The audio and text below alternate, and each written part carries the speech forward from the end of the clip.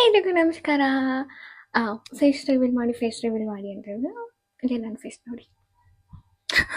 Normal ಮನುಷ್ಯಳು ಹುಡುಗಿ, 2 ಕಣ್ಣು, ಮೂಗು, ಒಂದು ಬಾಯಿ ಇದೆ. ನಾರ್ಮಲ್ ಹುಡುಗಿ.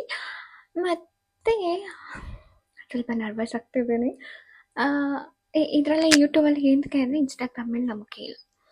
ಯಾರ್ಯಾರೋ ಹೀಗೀಗೋ ಕಮೆಂಟ್ ಮಾಡ್ತಾರೆ, ಸುಮ್ಮನೆ ಯಾಕೆ ರಿಸ್ಕು ಅಂತ. ಮತ್ತು ಯೂಟ್ಯೂಬಲ್ಲೆಲ್ಲ ಜನನೇ ಇರೋರು ಇರ್ತಾರಂತೆ, ತುಂಬ ಒಳ್ಳೆಯವ್ರು ಇರ್ತಾರಂತೆ, ಒಳ್ಳೆ ಮನ್ಸಿರೋರು ಇರ್ತಾರಂತೆ. ಸೊ ಅದಕ್ಕೇ ಯೂಟ್ಯೂಬಲ್ಲಿ ಮಾಡಿದ್ರೆ ಬೆಟರ್ ಅನ್ನಿಸ್ತು, ಅದಕ್ಕೆ ಇದರಲ್ಲೇ ಮಾಡಿದ್ದೀನಿ. ಮತ್ತು ಯಾಕೆ ನುಡ್ಕೊಂಡು ಮಾತಾಡ್ತಿದ್ದೀನಿ ಅಂದರೆ ಇಷ್ಟೊಂದು ಕಮೆಂಟ್ಸಲ್ಲಿ ಬಂದಿತ್ತು, ನುಡ್ಕೊಂಡು ಮಾತಾಡ್ಬೋದು ಇವರಿಗೆ, ನುಡ್ಕೊಂಡು ಮಾತಾಡೋದಂದರೆ ಹೇಗೆ ನಂಗೆ ಗೊತ್ತಿಲ್ಲ.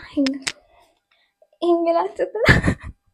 ನಾನು ಹಂಗೆಲ್ಲ ಮಾಡಲ್ಲ, ನಾರ್ಮಲಾಗೆ ಮಾತಾಡ್ತೀನಿ.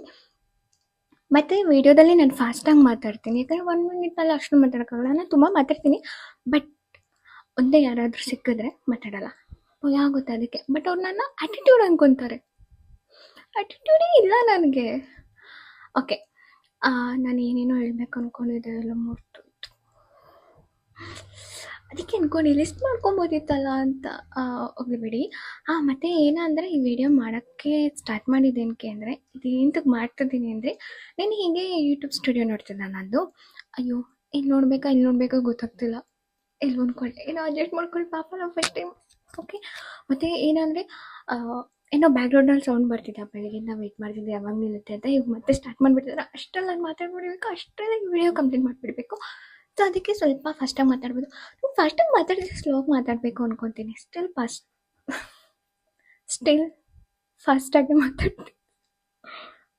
ಓಕೆ, ನನಗೇನು ರಿಗ್ರೆಟ್ ಕಾಡ್ತಿತ್ತು ಅಂದರೆ, ಯೂಟ್ಯೂಬ್ ಸ್ಟುಡಿಯೋ ನೋಡಿದ ಮೇಲೆ ಎಲ್ಲರೂ ನನ್ನ ಸರ್ಚ್ ಮಾಡಿರೋದೇನಂದರೆ, ನಾನು ಸರ್ಚ್ ಮಾಡಿದಾಗ ಯಾವ್ದು ನನ್ನ ಚಾನಲ್ ಎಲ್ಲರೂ ಸರ್ಚ್ ಮಾಡಿದಾಗ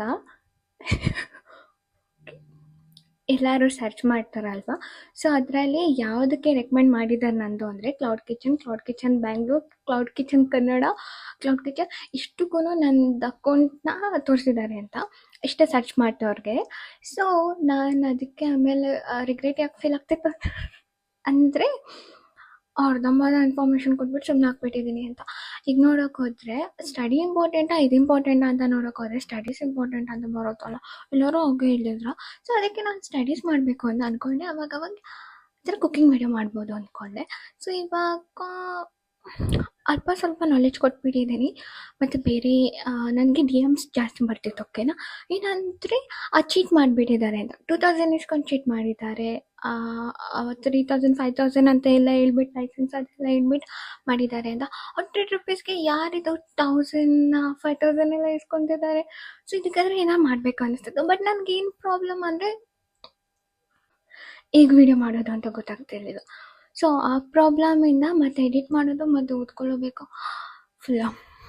ಮತ್ತು ಈಸಿ ಆಗ್ತಿತ್ತು, ಫೇಸ್ ತೋರಿಸ್ಬಿಟ್ಟು ಮಾಡಿದ್ದು ಹಿಂಗೆ ಹೇಳ್ಬಿಡ್ಬೋದು.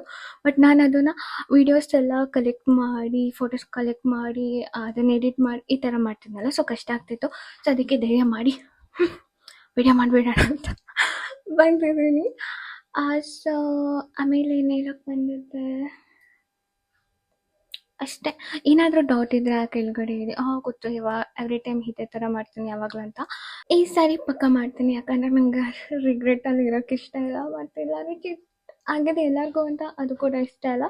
ಸೊ ಅದಕ್ಕೆ ಮಾಡ್ತೀನಿ. ಬಟ್ ಏನು ಮಾಡಲಿ ಅಂತ ಗೊತ್ತಿಲ್ಲ. ಸೊ ಅದಕ್ಕೆ ನೀವು ಹೇಳಿಬಿಟ್ರೆ ನಾನು ಅದನ್ನೇ ಮಾಡ್ತೀನಿ. ಓಕೆನಾ, ಏನು ಗೊತ್ತಾ, ರಿಂಗ್ಲೈಟ್ ಯೂಸ್ ಮಾಡಿದ್ದೀನಿ. ಮತ್ತೇನು ನನ್ನ ಬಗ್ಗೆ ಏನೇನು ಕಮೆಂಟ್ ಮಾಡಬೇಡಿ. ಓಕೆನಾ, ನಿಮ್ದೇನಿದ್ರು ಮೀನ್ಸ್ ಮಾಡಬೇಡಿ ಅಂದ್ರೂ ಮಾಡ್ತೀರಾ, ನಿಮ್ಮ ಇಷ್ಟ, ನಾನೇನು ಹೇಳಲ್ಲ. ಅದೇ ನಿಮ್ಗೇನಾದ್ರು ಡೌಟ್ ಇದ್ದರೆ ಹಾಗೆ